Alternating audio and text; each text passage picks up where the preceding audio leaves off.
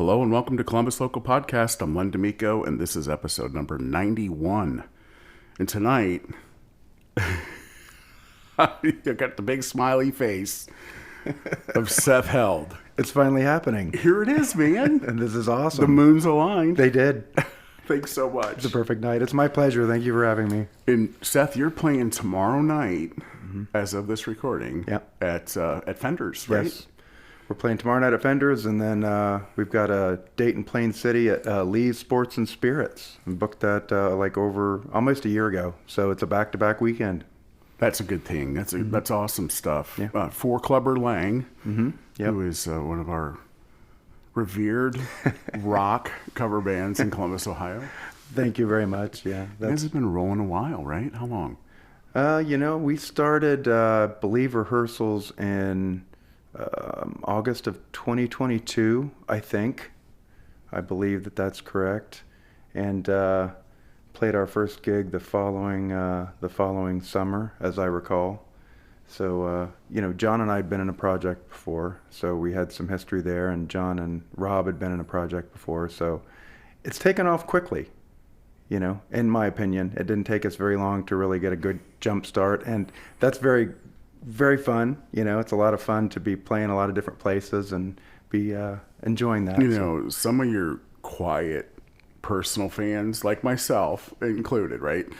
Back in the day, right, when you guys are out playing these clubs, I mean, I was that guy, getting off work and grabbing a drink at on the Rocks in Dublin, and there's one of the bands you were in up there that night, and I'd hang out and then head out. But I was the quiet one, but I just dug what you guys did then.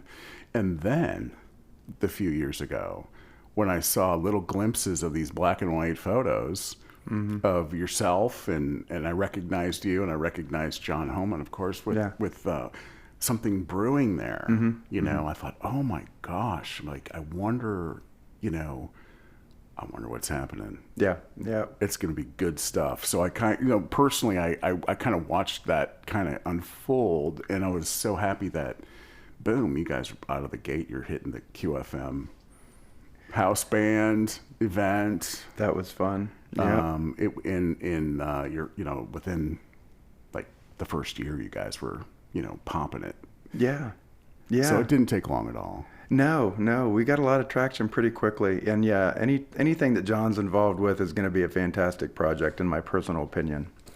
And when he called me to come over and jam with the fellas, and what would become Clubber Lang, I was scared as hell, of course. I hadn't been doing anything for a while, and it was a really exciting time for me. I had to stretch out my vocal cords and learn a couple of songs that he threw at me, but man, what a thing that's gotten started, right? It's been so much fun so far. It's like a roller coaster ride. And you know what? The way you talk about it, the way you feel about it, the energy coming out of you too is you do feel like it's just getting started. Yeah, you do. Genuinely. Definitely. Good for you. Yeah, it's we hope to take it as far as we can. We're at a point, and we've had experiences in the past, and I feel like we've got opportunities, and we're focused.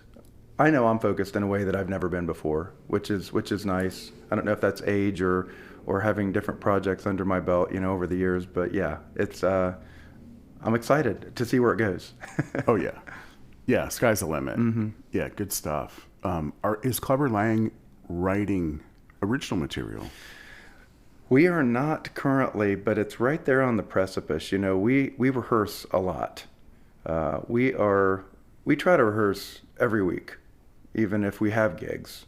And so there isn't as much free time maybe to devote towards writing material as all of us would like, but we've talked about it. We've had some instances where Rob will throw out a lick, Rob Johnson will throw out a lick, and John will start playing drums, because they've got a couple albums under their belts, together with them. Right. So Magnitude 9, or is it Magnitude 9, right? Yep. And Saddleback, I don't think Saddleback did they record? I don't know that they did any original material. There's so much out there, and I will be probably forgetting names and mispronouncing different things tonight, so please forgive me for that. But they do have a history of creating. So, they start on something and it starts to take off, and Double B will jump in on the bass because he's fucking magnificent. Double B is like perfect bass player for Clubber Lang. He's so awesome. Yeah. He's just a pillar of the structure with John, like lockstep. Yep, yep. They play together perfectly, and the dynamic between all the band members is so critical. You know, we've talked about that before just a little bit, and it's just such a perfect dynamic of personalities and so much amazing talent. I just love to sit back and watch these guys play. You know, if I have a chance, we did a private party on Sunday last week, and we were doing a tune where I had a chance to actually just put the microphone down and go watch them for like 90 seconds. And that's my favorite. I like to just sit and watch them when we're in rehearsal. They're killer players, man. Yeah. It's a great band. Very, very, very blessed when it comes to that. Well, and of course, they're blessed to have you out front too, Seth. You know this. Well, thank you. That's kind. I often feel like an imposter, just wondering, you know, how I ended up where I am, but I'm very thankful for it. And, you know, it drives me to continue to try to be better and to like you said, the sky's the limit as long as you keep trying. Yeah, keep pushing the envelope and doing what you love. That's the important thing. And in such a natural chemistry with Clubber Lang, it really genuinely is a lot of fun for the audience to see this band perform, you know, and perform the material you guys do. How do you guys select your songs? Well, it's interesting, you know, when they first brought me in, they had a few songs lined up that I think it was 10 songs, and I don't think I'd covered any of them, which was immediately an attraction to me. Yeah. Opportunity. Yeah, because number one, it wasn't the same old song and dance, you know. And, you know, there are songs that cover bands probably should do, you know, as staples, at least know how to play. But what really attracted me was like, for instance, Band on the Run by Wings. You know, I'd never heard anybody do it live in a local cover band. I'd loved the song for years, and I was like, if this is this project, I'm really excited to see what's going on with these cats, you know. So learned, you know, 10 of those songs and came in. But when back to the question, if I get deviated, you might have to bring me back in here. It's all good. We throw a song out there that is maybe a passion for us. You have to know it. You know, it can't be completely like a B side that, you know, two people in the audience are going to know. At least it shouldn't be. You still need to do the job of entertaining your audience. Yep. Know your audience. But we'll bring something that maybe is like you know, third or fourth down the list in a popular song list that doesn't get enough attention because everybody plays the first two. And then, you know, John or Rob. Now Rob goes out and sees more bands than anybody else, and we're kind of careful. We don't want to tread on everybody else's territory either. So we know a couple bands are already doing it. We don't want to jump on that, you know, either. You know, that's kind of their territory. And so we'll kind of convene about that, talk about what's going on, whether or not we think we can pull it together. We can clubber the tune, as we call it, you know. And you know, it's just it's as a group effort. We all put in our 2 cents, and in the end of the day, somehow it continues to work out. And you know, it's not calculated. But I think that's one of the special parts about it. Sure. Yeah, it's a natural machine. Yeah, very natural progression. Yeah, and the right balance of high shelf talent and just the camaraderie you guys have. You know, in the mutual respect that everybody has, and you know, just the delivery period is it's a good show, man. Oh well, thank you. We truly do like each other, and we're up there having fun. Yep. Yeah, and that's what it's all about, you know, as we said. Yeah. So it seems like the inception of Clubber Lang has a lot of that history, a lot of that DNA that worked for everyone, right? So with John and Rob, with the projects they had, you know, in the 90s and early 2000s, et cetera, and Rob's, you know, career as guitarist. Yeah. In the recordings that they've done too. You know, Double B on bass, he's got a strong background too. And, yes. You know, we can read about it on the Clubber Lang website. You guys have great background stories for everyone. But for you, Seth, you know, it'd be nice to hear how music touched you initially and like what inspired you to even want to be out there, you know, I think I'm maybe probably a lot older than you are, maybe. I'll be 53 next Yeah, month. I'm a lot older than you are. But it doesn't matter. I guess my point is, we find ourselves with that focus that you started to talk about, right? But I think, you were touched early at some point, and you were listening to stuff that kind of motivated you to want to sing. What happened there? Well, depending on who you talk to, DNA can come into play, family history can come into play. My maternal grandmother's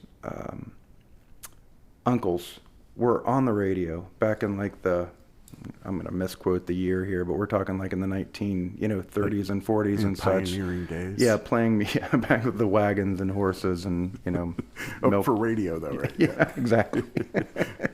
But they did some stuff on the radio, and I don't know if that's where that passion, started or comes from, if it's in my blood, but I used to sing myself to sleep, my mom said. I wouldn't have known this as a toddler, but I used to sing myself to sleep. And so music started early for me. But when I remember it touching me for the first time was when Elvis Presley died. And I believe that's 1977. So I was born in 71, so I would have been, 5-ish, 6-ish. And his passing did something to my mind. I wanted to discover as much as possible about Elvis at that point. There's something that fascinated me about somebody who was here and then gone, I think.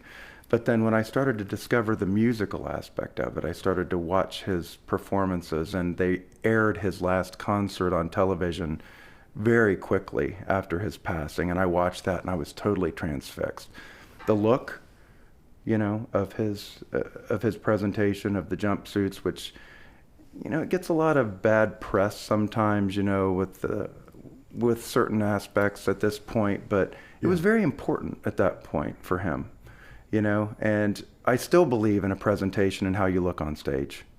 But that started me out with my love of music. I used to draw pictures of Elvis. I used to perform for my grandparents, to an Elvis record. I'd dress up in whatever my grandmother had in the closet to look as crazy as possible and come out, and I would lip sync to and dance around like Elvis did, and that began my passion for music. And from there it just blossomed. I was always buying some sort of music. I started out with a couple of 45s, and then I skipped kind of straight to CDs from there. So some Dire Straits, some Genesis. I grew up in a little bit of a restrictive household as far as my religion went, so I didn't really get involved in any of the true rock and roll until, I was able to blossom a little bit there and kind of remove myself from that. But it started for sure in around 1977. That's pretty cool. Yeah. And listening and drawing pictures and kind of emulating an inspired vision, and that's pretty cool. A very enigmatic frontman. How'd that take you from, into when you started actually performing? Yeah. So I started playing guitar at 17, and singing wasn't really a big thing for me at that point. I just wanted to learn to play guitar, wanted to learn to play Dust in the Wind so I could, talk to girls, bring out the acoustic guitar. Yeah. Yeah, I always say that anybody that tells you that they become a musician that wasn't doing it to pick up chicks that's horse shit. I'm sorry. I don't believe it. It wasn't for me anyway. So that started, and singing really didn't become a thing for me until probably my late 20s, honestly, because I was jamming with another friend of mine, Michael Caine, who was the original bass player for my first real band, which was Nefarious You. And we used to play in his basement, and that led to playing at their 4th of July party with the family. And, we didn't have a singer, so I became the singer. That's so cool. Yeah, yeah. So it kind of happened by accident, but I think I always had a little bit of a natural frontman in me, from loving Elvis and then moving to loving Mick Jagger from the Rolling Stones, active, moving, engaging frontman. Yeah. You're a good example of all that. Thank you. And it's something I know you've worked toward in doing, and now it's a natural presentation, I think, for you. It's so natural. Oh, thank you. And I think it's great for everyone to go see Clubber Lang. you know, Oh. at least 57 times a year. Because every show's different, man. Like, you guys keep it fresh. We try. And you do all the things, and it's recognized, you know, across the board. People are like, oh, these guys, you know, they're doing that, you know. Well, that's good. Thank you. You know, we try to mix up the set lists, you know, because we get bored too. And I think that keeping yourself engaged and interested, I think that shows. I think that comes across to the audience, you know, and I don't have anything scripted when I go on stage typically, you know, for the Love Sack stuff, when we're doing the prize giveaways, I do have to have some things written down because I've almost botched a few of those trying to come up with something clever in the moment, and I can't do it. So I do write those down now. But, you know, when I'm engaging with the audience, when I'm talking to people, I see somebody in the corner jamming, and I want to shout out to them. There's somebody up front, I'm going to talk to them a little bit. I love to pick out people in the audience who I know are enjoying the moment with me, with us, I should say, and engage them and talk to them. And that becomes a moment. And that energy that I'm feeling from them, I give back and forth. And there's just nothing on this planet like it. Nothing I've taken to alter my mind or body, or that I've experienced in the physical Comes close. Not even close. Yeah, you know, are you familiar with the state of Satori? I don't believe so. It's a term, I believe, it's a Buddhist belief. I believe it's a basis from that sect, if you will. Okay. In its state of mind, and I talked to John Widener about this, because he feels that when have you ever seen John Widener? Oh, like, yes. just wailing away on his guitar in the middle of like a Pink Floyd cover.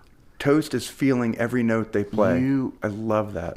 Okay, so that's what I'm getting at, right? That state that you're talking about, that you can't match, Reproduce it. Mm-hmm. I believe that it's sort of like a state of Satori, where you're channeling the pure energy. Yeah. You know, Sean Pruden on bass with Hot Lucy, or Gary Burns in the Ashes. That dude is in the state of Satori when he's playing bass. Yeah. You are in the state of Satori when you are doing your thing on stage, and the state that you're describing. And to me, that is a magical moment, not only for the performers, but like when I'm in the audience too, man. I'm like, oh my God, man, this is it. This is where we're at. You know, you guys are right there. That's pounding it in. With clubbing it in, right? We don't give you a choice. If you're at a clubber show, it's happening. It's rock and roll, man. Yeah. You know, and it's a lot of us appreciate it. You know, everybody that's in that venue, you know, is feeling that energy, and it's just a lot of good, solid, pure state of Satori in my mind. Oh, that's fantastic. I love that people can feel that, because we feel it, you know. I can close my eyes, and if, even at rehearsal, we rehearse with the same passion. That's how we can bring it to the stage, I think. We were just, you know, up in John's rehearsal space, well, it was earlier this week, and if I close my eyes when I'm singing, and I'm really getting into something, I can feel the band coming around, you know, me and us creating that moment. And that's magical. That is magic. That is magic, intangible, man.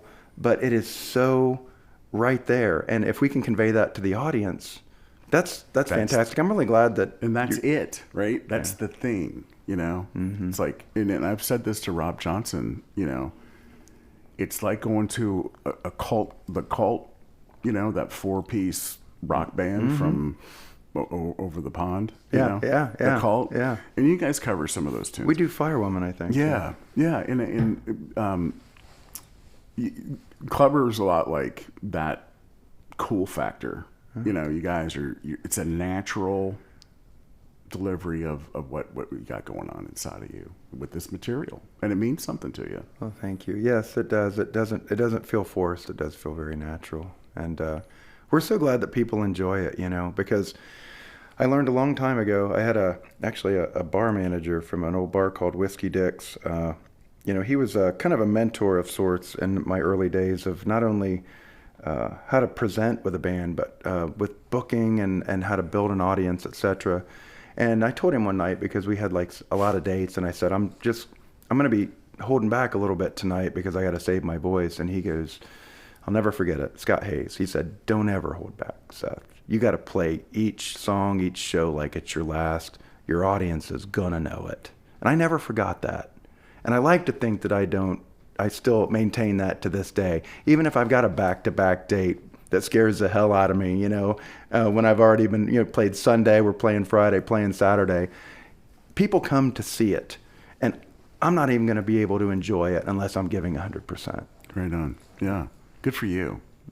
Yeah, I'm here to tell you, you're definitely not phoning it in. Thank you. I've been on the patio of Turtle Creek, for example, before the Clubber Lang show. Yeah. And I've seen you on the patio. Yeah. doing jumping jacks. Yeah. Oh, yeah. I got to stretch out. Doing push-ups. Yeah. Getting yourself ready to go. Yeah. Yeah. That's no joke. No.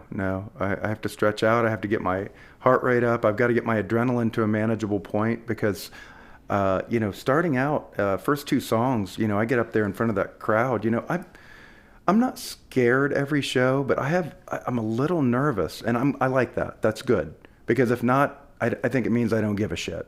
But I do. I care each time. Yeah. I'm a little bit nervous, and I can manage how that energy is going if I do my stretches, if I do some jumping, if I prepare myself that way. That's interesting. Yeah. Did you saw that? Oh, I'm sorry, man. It's super sexy. And I hope I didn't. Dude, it kind of is super sexy. That's a good way to put it. But not as sexy as, Clubber Lang just throwing it down. I mean, 3 minutes later after that, you're boom, there it is. Oh man, it's just I love those guys so much. Good stuff, such a good band. I'm having such a blast. That's great to hear. And so with Nefarious News, so we left off at Nefarious. So, oh yeah. So you have your friend Michael Kane. Michael, is Michael still active? No, he's got a cabin out in Hocking County, and he's doing a lot of other really cool shit right now. He's so creative too. He's got his own stuff going on. Not currently playing bass, but he was our bass player, and we kind of started that together. And he was also in the Irish Car Bombs, which was the second band that we did that was shorter lived. A lot of fun too. So Nefarious You had multiple drummers, but that's where I met John. Okay. He was the last drummer. Yeah. Mike and I, interestingly, we were very fresh. None of us had been on the music scene. We went through a few people initially and then settled. We got John Van Meter on board, which, God damn. I mean, John Van Meter. I know, man. What can't you say about that cat? I'm a big fanboy. Love him so much. Me too. Man, I am. So that's where we met John. He came in and joined us. And we had several drummers before John. Jason Schertz was a drummer. He's still active. I don't know what he's doing right now. I don't keep in touch with anybody like I should. But that's where we ended up with John. That's where I met Matt Bradley as well. Yeah. Oh my God, yeah. Yeah. So there you guys were then, as you are today. Yeah. Just, doing your things. Doing our thing, yeah. Almost 20 years ago now. It's hard to believe. Well, 16, 17 years anyway. It is hard to believe. It is. Did you take some time between, like that early 2000s and into the with Nefarious and Irish Car Bomb and anything remarkable or anything like stick in your memory bank from a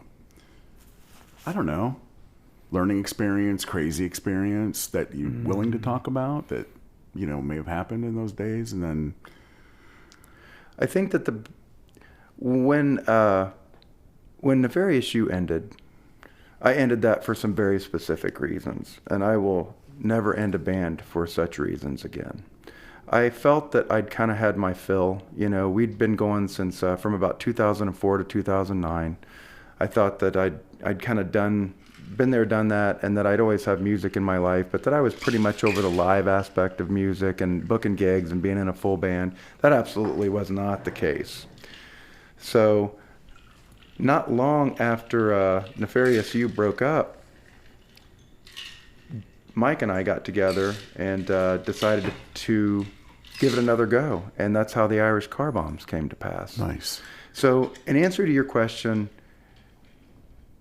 when music is in your heart, there are different ways to express it. But don't ever fool yourself into thinking that you can just wipe the slate clean for someone else if they're either demanding it or you think it's a necessity for a relationship.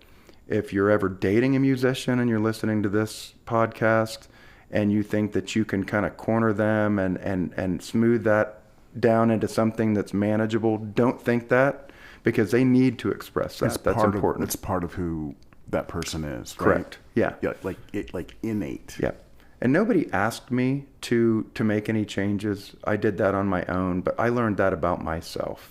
I need to have some music in my life. Man, that's powerful. And the second thing that I learned is that if John Homan comes calling, you answer the phone and you do what he is asking. You go to that fucking project, explore it, and right? Yeah, because it's gonna be awesome. Yeah, that's cool. But yeah, what's in your heart and in your soul, you can't just change it for No, circumstance. I know, man. You got to let it out. You got to let it be, or you're gonna suffer for it, and then it's gonna come out sideways and blow up the whole thing anyway. So you might as well embrace it. How many folks have come to you and said, "Man, I wish I was doing what you're doing. This is so cool," that kind of thing. Like, how many people don't take that step? Yeah, we get a lot of positive feedback from folks, and music is so special because it can be enjoyed from as simply as listening to a song to learning some basic chords on an acoustic guitar to putting together, writing an album, And I encourage anybody, don't ever think that you can't just start from the basics. I can't read music. I'm a shitty guitar player. I'm passable. I can, obviously play Dust in the Wind if I need to. Nice. But you don't have to be an expert. You don't have to be trained. I feel like an imposter still half the time when I get on the stage because there's so much history in Columbus. Everybody knows the Alro Sevilla days, and there's so many things going on that I wasn't a part of. And I haven't done my own album. I've done some original material. I feel inadequate, believe it or not, in several aspects, but the community's embracing and people are loving what's going on right now, and that's very gratifying. But to someone that just wants to start out or that hasn't quite gotten there yet, do it. Get out there and do it. Enjoy it. Yeah, I totally agree. Bring the passion, and it'll come. And don't think that you have to be a rock, flaming guitar player. Oh no. Or whatever, right? Like, do what is right for you. Mm-hmm. Yeah. Right. If that's accordion, during Oktoberfest, Mm-hmm. That's awesome. Trombone or different genres, whatever your genre is, whatever you're drawn into, and you feel that calling, Mm-hmm. or you feel that inspiration. And that's why it's always cool to kind of learn, and like see someone like yourself, Seth, and say, wow, how's that happening? How's he feeling? What's inspiring him to do these things? And to hear you say these things firsthand, really is inspiring for everybody else. Uh-huh. So you might think that you aren't at the roast of, you're doing what you're doing, dude. Yeah. And you're spreading the word of Seth Held and what he's got going on, and people are digging it, man. Thank you. Good stuff. That's, if people can enjoy it, I love making people happy. I love it when people come up to me after a show and they tell me how much fun they had. I recently had somebody tell me that we make things okay for them while they're watching Clubber Lang. That for those 3 or 4 hours, they can disconnect, they can have a good time and forget about their problems. That's fucking amazing. I mean, if we can all transport together a bar with 150 people, the band on stage, the sound engineer, the bartenders, and everybody, and create a space where everybody can be safe and happy for a few hours and get rejuvenated enough to go out and do what you have to do in the real fucking world, after that. Isn't that really what music and friendship and isn't that what it's about? And sharing the whole thing. And the energy, everything, chilling out. Absolutely. Yeah. I mean, whatever it is. We've got enough stress. Blowing off steam. Depending on the week, right? Yeah. Whatever. Exactly. It's a great time. And the venues in Columbus, Ohio are awesome. Oh, we're so that lucky. Support local music. Yeah. And they're always bringing the best. Yeah. And they're always supporting the bands along with creating that place. Oh my God. And you mentioned Turtle Creek. I mean, Phil from Turtle Creek is so fantastic. He's just been so supportive for so many years. I mean, just giving us a place to play, creating it, curating it, keeping it going through COVID. And I know there's a ton of places that are doing this too. Phil's close to my heart because of what he's done for the local scene. And, he's a musician too. Yes. And he feels that, that bar is there to springboard that magic that we're talking about. It's not there for another reason. That's the starting point for that bar, and you can feel it when you walk in it. You can. Yeah, it is a great place. Mm-hmm. Lots going on there. And Phil definitely is considering doing a podcast episode. Oh, that would be fantastic. I'd love to hear that. I would too. I haven't got. I would too. A lot of people don't know that he's a musician, or he did play. Mm-hmm. I don't think he's playing now. Right. But I'll bet maybe sometimes he's pulling out a half stack and. Absolutely. Jamming out. You have to, pulling right? out an old Jackson or something. Yeah. Hitting that A chord. You got to do it. Yeah. I hope he's doing it. I hope so too, for his sake. But, just a blessing. 11 years, I think, in 2024 that Turtle Creek has been around and supporting music. Awesome. In Columbus, Ohio. Yeah. Fantastic. It's great stuff. In the Gahanna, New Albany area, mm-hmm. Westerville corner, that little. Yep. That's a great spot. Great location. Absolutely. At this point, for you, Seth Held, what's your perfect day? My perfect day is to get up in the morning, have a fresh ground cup of black coffee, take my little doggy Tucker for a nice walk on a beautiful fall morning, grab my camera, run out and take some pictures of some beauty, and enjoy that process. That's kind of almost a meditation for me to be able to go out and do that, and then come home and load up the old CRV with all the band equipment and go join my boys on stage and rock out with a crowd full of people and all my guys for about 4 hours, and just the whole world seems worth it at that point. The whole scheme, the whole circle of life seems worth it at that point to me, because all of those things are so critical. They are. And so important to me personally. And to be able to do that's the perfect day for me. And then to come home after a day like that, once again, grab the doggy, because every night when I get home from a gig, whether it's midnight or 3 a.m, we go for a walk outside. Good deal. Yep. And he's looking for that, right? He's looking for that. That's and cool. He's there for me, and that completes that circle so that I can do what I do, and go out, smoke a little bit, reflect on the show, reflect on the day, be so thankful to be alive. Yeah. And yeah, that's a perfect day. Good for you. That's good stuff. Yeah. Do you meditate? I don't. My girlfriend Donna has been talking to me about that, and she does. And I think it would be so important for me to be able to do that in a relaxing way, to be able to understand that, to grasp it. I've had trouble grasping it. I just told her the other day, I said, when I've tried it before, I don't know if I'm there. I never know if I've arrived. And she said, it's not about being there, or now you're doing it, or you cross a bridge and suddenly now, oh, you're meditating. There's a light that turns on above your head. But it's something that I aspire to, and she would be fantastic for that, for helping me there. She's been so supportive with the band and letting me be me. She doesn't try to change me into something different. And it allows me to do all of those things that I mentioned and to be creative. And she And loves have the a music. whole day. Yeah, yeah, absolutely. It's magical. So that's my perfect day, and I would like to eventually get into meditating because I think it would calm me down a little bit because I'm a little high strung at times, especially when I'm driving.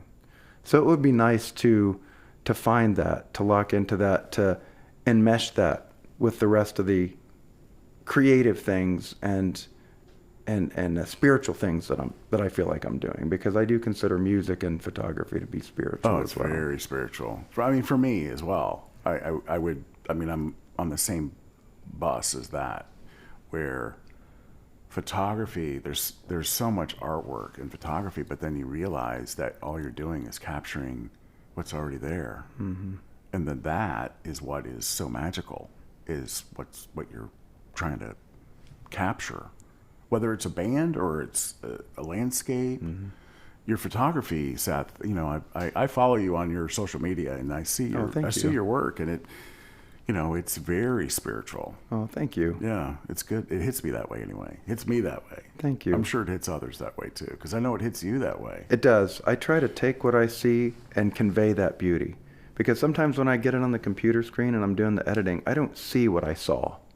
So I try to recreate that through editing and massaging and put that out there, because I went to Yellow Springs yesterday to Glen Helen and walked around for 4 hours. And it's just, that's an experience if you haven't done that. That's so amazing. Just, I love nature. I love hiking, and I can combine the two. And this time of year too. This is almost November, mid to late October. What was the fall? Was it fall time oh, there? it was foliage. Just It was awesome. absolutely beautiful. The leaves were amazing. I mean, just the scent of the fall, everything. It was just so perfect. And I like to be able to show what I saw, to share that with people. And similar to the band, and I'm thankful for this, I have people that message me that say that they see a picture of mine, and it helps to start their day in a special way. I'm not anybody special, Yeah, but you if are, something dude. that I put out there, Yeah, you are. You're Seth Held. Come on. if something that I put out there makes people happy, that's enough. That gives me so much back to keep doing it. Yeah, I mean that's good stuff. I mean photography is fun, and your music, is definitely a similar Yeah. artistic energy. Yeah. Oh, You're absolutely. seeing the beauty everywhere.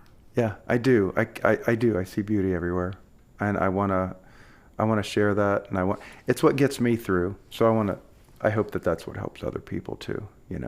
If I'm driving to work and I'm in a shitty mood, not in the mood to sell hot tubs, I see a beautiful hawk fly across the sky on my way to work. Yeah, or I see, the sun, the way it's shining through the trees a specific way. It might sound hokey to some people, but I'm telling you, that's what gets me through the next few minutes, and something else will carry me through the next few after that. Wow. Yeah. If you were to write a song, Seth, what do you think it would? Where do you think it would come from? Well, I've written a few tunes actually over the. It's been a while, but over the course of around 20 years, I've written a few songs, and some of them really don't have anything specifically to do with me, but I will grab onto a subject and create from there. I have written some very personal songs as well. I think that it's an expressive way we mentioned blowing off steam before, and I think that if you're writing properly, that if you're feeling an abundance of love or an abundance of frustration or an abundance of anger, an abundance of happiness, that's what comes through the song. And that's what I like to do when I write, which is not nearly often enough. I like to take the feelings I'm having. Maybe I'm frightened. Maybe I'm extremely happy, so thankful. I want to put that on paper lyrically. And of course, the music to match that. So if I was to write an album, it would definitely be taking the moments of extreme versions of any of those and putting those in a recording and sharing those with people so that, maybe they could share that too, like the picture, like the cover song that we're doing. They can be like, I can identify with that. I feel what that person is saying. And, we can all help each other, Right. get through life Right. by putting that down. I think what you're talking about, and I don't want to necessarily talk about this, but I think exactly what you're talking about is kind of what I personally believe needs to be infused in American politics. I Because agree. it's out of control. Yeah. It's so polarized, it's not effective. It has been that way for a long time. And so I think what you're talking about, and whether music is the key or a channel to express what you're saying when you would personally write something, I mean, those facets of creativity are missing in some of these other structures that are a part of our lives every day. Yeah, it's we live in such a cookie cutter, I don't know what the term I'm looking for here is, society. Yeah. Everything is based off of how much money it's going to make, not what good it's going to do. That's a problem. Return on investment. Yeah. All that stuff. Money is important. Yes, It you is. have to have a job. Yes, you have to have security. I agree with all that. But everything from, what's in your food to what trees are planted, everything has to do with money. It's cheap, yeah. And you're never gonna have the healthiest society possible when everything starts with the dollar. And Right. believe me, I like nice shit. John will tell you. He's like, "Oh, look, Seth bought another." Yeah, dude. You guys made a very public road trip out to Indiana for Sweetwater. Yeah, that was fun. with the band, right? And that was fun to see that online. And you didn't buy a cheap microphone. No. I am. I always joke that when you run out of talent, you just spend more money. So I do like to have high quality items. I'm helping some people out with bass guitar recently, and I've spent so much freaking money on bass gear that I didn't want to do, Right. but I did, because of all these factors you're talking about, right? It's like you don't want to sound bad. You want to sound good. Mm-hmm. You want to be prepared. Yep. You want to have the right stuff. Reliability. You want to do the best that you can. Yep. Serve that project. Serve that song. Yep. Absolutely. And incorporate, what we're talking about, right? Like whatever you can do to get somebody moving and feeling good, My buddy Dan Troop just posted on Facebook that he bought one guitar for one song. Yeah, Finger. Yeah, I love him. Oh my God. And I completely respect that because I totally get it, And, here's the thing. It's kind of like golf clubs. It doesn't necessarily, the talent needs to be there for what you're doing, but also, there are certain things when it comes to a quality piece of equipment that makes it a little easier, if it is high quality. And that's how I feel about it too. But I'm also not a brilliant financier. I'll probably be working at Walmart when I'm 83 greeting people. That's okay. Just come see Seth at Walmart. Didn't that guy used to be in Clubber Lang? And I'll be the guy tying your shoe, mister. He is the guy. Oh, man. That's cool. Yeah. You think rock and roll will be here when you're 83? I sure hope so. I sure hope it's preserved and it's organic and not all digital and AI and all that. We mentioned my photography, so there's a lot of cool things coming down the pike with the ability to edit with AI, but man, it can't be removed from the human element. We've got to keep that. There's got to be something put into place. It can't be all about, the production and the production cost and just shooting out material. We've got to keep it organic and keep people doing it. So I sure as hell hope that there's a Guns N' Roses out there that's going to just come back out and remind people, what they were missing, with Appetite for Destruction back in the day, and somebody that's going to keep us honest, so to speak. Stuff that shakes the tree. Yeah. The Elvis in their life. Exactly. Yeah. Right? Yep. Yep, a sea change of good back to the normal. Bring us back around the cyclical, process of you start out, you come to great things happen when it comes to creation and science and technology, but when it comes all back around, you want a guitar, you want an amp, and you want that organic feed. So I hope so. Well stated. Tequila helps me state well. Well, okay, so shout out to Julie Moore and Sean Pruden for their tequila drink recipe. Yeah, Julie and Sean, I think I owe you some tequila, and I owe you a thank you for the tequila with the lime juice, because this is serving me well this evening, so thank you very much. I think they invented that cocktail. They should trademark it, And because it is very good. Good stuff. Have you always drank tequila? I haven't. Tequila and I were enemies through most of my 30s. Yeah. Oh.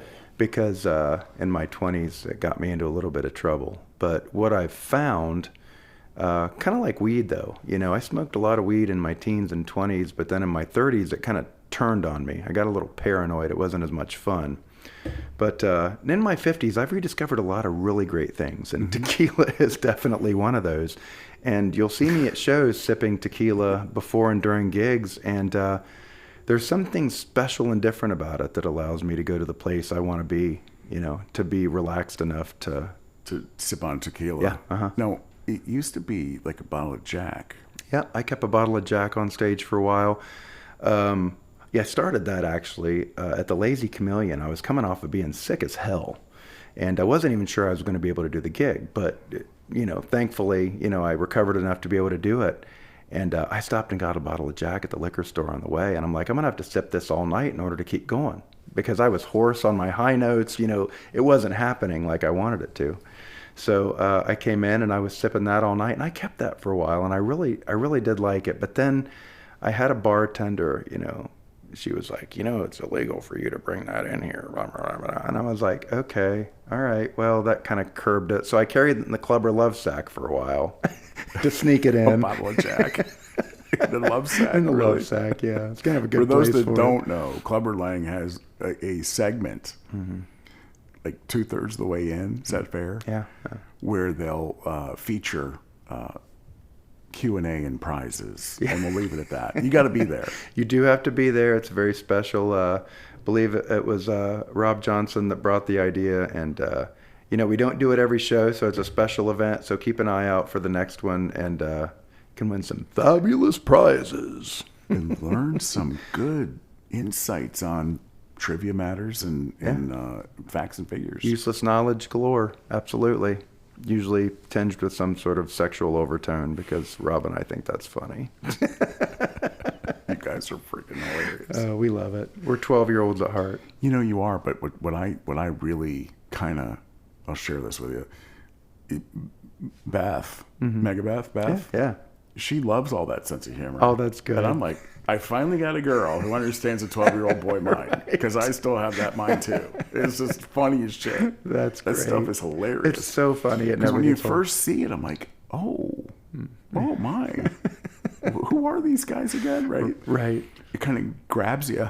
Yeah. But it's funny as hell. Yeah. It doesn't. You have to take it as humor. Yeah. Oh, for sure. And only humor. Absolutely. Yeah. Yeah. For sure. We're just trying to have fun and have a good time. It's really a lot of self-deprecation, really, which, that's where a lot of great humor comes from.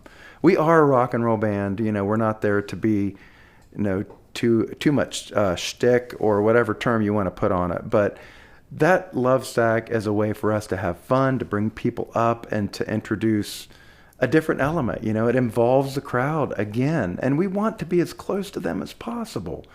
We want them to be an integral, absolute. If we could bring them up on stage all with us, we would. Sometimes you do. Sometimes we do, yes. Sometimes we do. We need a tambourine Central player. Ohio Women Who Rock, they show up for you guys. Oh my God, yeah, it's so much fun. How's whenever that they come go up. for you? We love it. Whenever they come up, it's so exciting. because we get a chance to, well, number one, we get some beautiful vocals to, cover up whatever I'm up there doing, or maybe help me out. But Kelly from Phoenix Rising and Julie from Late Night Alibi. Beth has joined us several times, and we've had. I think she likes to do Band on the Run, if I'm not mistaken. She'll do whatever. We love that. It's just the community factor is just when everybody's up there together. It's just perfect. It just warms your heart. It's so. We keep using the term magical, but I don't know that there's anything else to ethereal. Dude. How else do you describe it? We're so lucky in Columbus. We are lucky, and what I like is the diversity. There's a really, really strong rock scene right now. Mm-hmm. It's a lot of, and so you guys are part of that, and but there's also a lot going on in other areas. Like festival, not festival, but like bigger, combined. Mm-hmm. type things. Right. There's a band, Zoo Trippin', for example. Tony Casa fronts that band. Oh, younger guys, they're in their 30-ish, and they're a lot of fun. Huge sound, big festival type stuff. So and there's stuff that goes on, around. And you guys have played some festivals. Mm-hmm. Clubber Lang has played festivals. Yeah. Are those larger stages for you personally? The bigger the crowd and the bigger the stage, the more relaxed I am. It's very strange. If I'm playing in front of 20 people, I can be very nervous. Yeah. The bigger the stage and the bigger the crowd, I don't know what it is. It's very strange. That started out at Whiskey Dick's with Nefarious You. We opened for whatever version of Warrant was happening at that point, which I can't comment on who was still with the band. But I remember thinking I was going to be scared to death. We had about 2 feet from the drum kit for Warrant to where I could stand, including the drum kit for the drummer we had at the time, which I think might have been Jason. But I was so relaxed, and everybody was so into it, and I thought, man, this is where it's at. You just need more people. Yes, that's what it is. But we've had a chance to play. We did the Zucchini Festival last year, which was a real riot. We had a good time there. And then we did my goodness, I'm going to draw a big blank. There were a couple. There were a couple. This was up 23, beyond Delaware. Mansfield? No. I should have written this shit down. Oh, it's okay, man. It's okay. We've done several festivals, and they have been a good time. But sometimes it's tough to go in there too when you've got a lot of different bands and different sound companies. We work with typically our sound man of choice, which is Tyler Patterson. Shout out to Tyler because he's awesome. He does such a killer job for us, and he dials us in and makes us sound great, and we get used to him. So sometimes going in with different sound production companies can be a little challenging too. But it's all part of the process. It's all fresh and new, which I mentioned. We keep it exciting by changing things up, and that keeps us ready at the front to play to new people, opportunities we haven't had before, and it keeps us going. It keeps us motivated, So yeah, festivals are a lot of fun. We thoroughly enjoy them. It enables people to see you at Fenders on Friday, mm-hmm. and then also your show on Saturday. Yeah, and it's going to be just as fun. Absolutely. Yeah, we're going to be at Fender's, I believe it's a Westerville address, actually, right behind Polaris Mall on Friday. So come out and check us out. And then we'll be at Lee's in Plain City, which is right in the heart of Plain City. We've never played there before, and I like playing new places, so that'll be fun. We've got Tyler on board for that, so there's no concerns about any sound confusion. He'll have us dialed in at a new venue. That'll be awesome. And it's just we're rocking it out. We've got most of 2025 already booked. I was going to ask you, how's 25? I haven't seen your list yet. Yeah. There's only a couple more slots to fill, and I didn't have to make any phone calls this year. They all came in, which is a super cool thing for me because, listen, I do the booking. It's not my favorite thing. Well, and it also gives you feedback, right? It does. About what you're doing. Yeah, something's going right. Yep. Yeah. We're doing something right. But it is gratifying to get into some of the great places we've had an opportunity to play. And, to get those phone calls for the following year, and from some new places and places that are up and coming, and places that we had on our list, that we wanted to do. So 2025 is looking magical. We can't wait. There's that word again. Either. Magical. No, it is, man. Maybe that's what we'll talk about. As part of the description. Ooh. Yeah.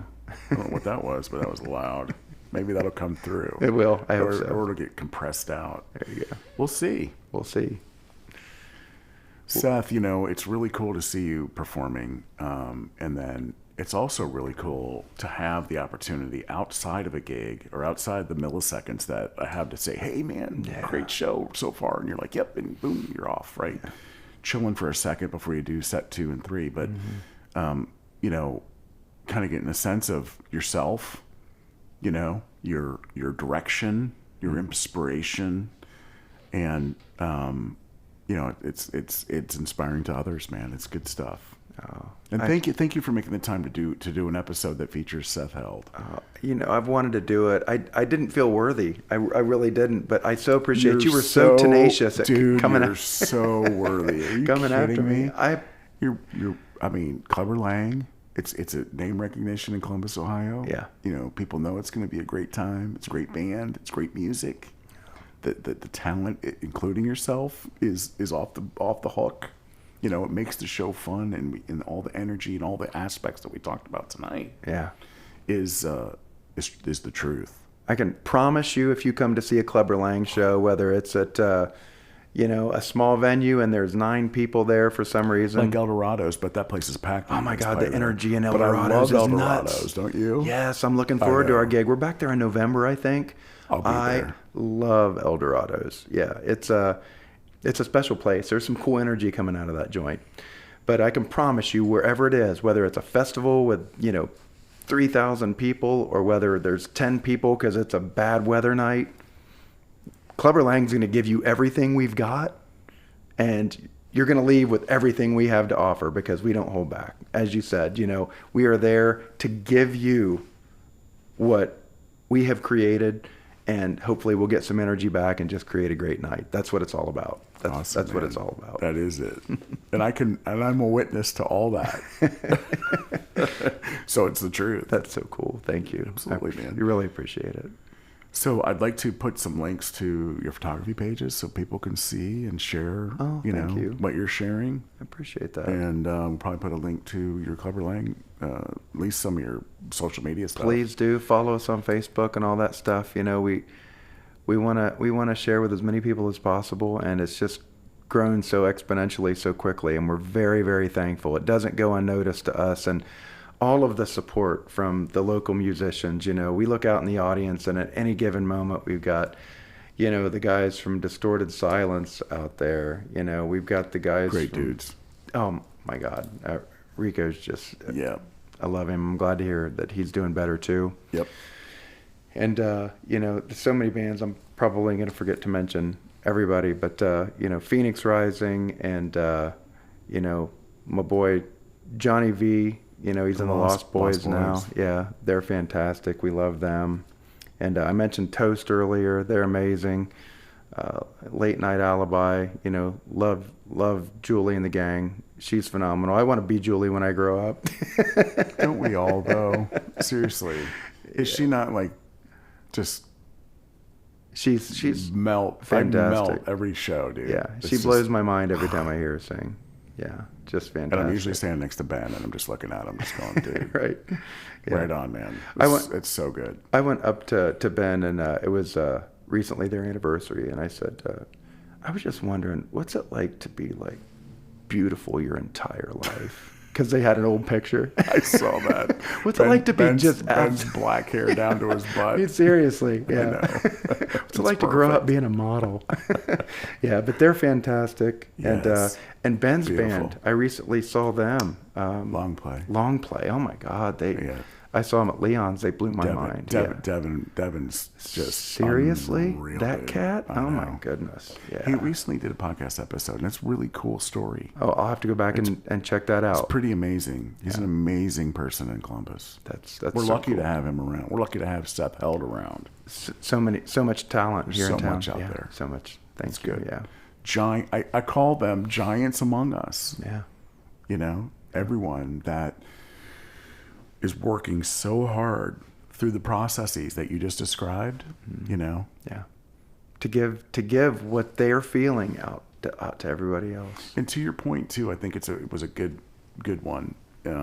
When you know, life moves forward and things change, and you learn. You learn about yourself. You learn about what works, what doesn't work, and you adjust and you move forward. Yeah. And so when you move forward with music, sometimes there's an adjustment, and it's not as good as it was, but it's different. And you go with it, and then pretty soon that new magic develops, and you're off to a new chapter. Yeah, absolutely. As long as you keep some little part in there to nurture, it'll come back. It'll come back around. That's the important part. Keep it there. Nurture it. Just keep that spark alive, that little spark. Even if it's just a little spark, that could turn into a bonfire in a minute. And let the flames burn, man. Yeah. That's the key. Yeah, absolutely. It could turn into your Clubber Lang, and just, man, if you'd have told me, you know, I wanted to be in an amazing rock and roll band, you know, from the time I was, you know, watching Elvis Presley, like I said, you know, and I started thinking about what it'd be like to perform.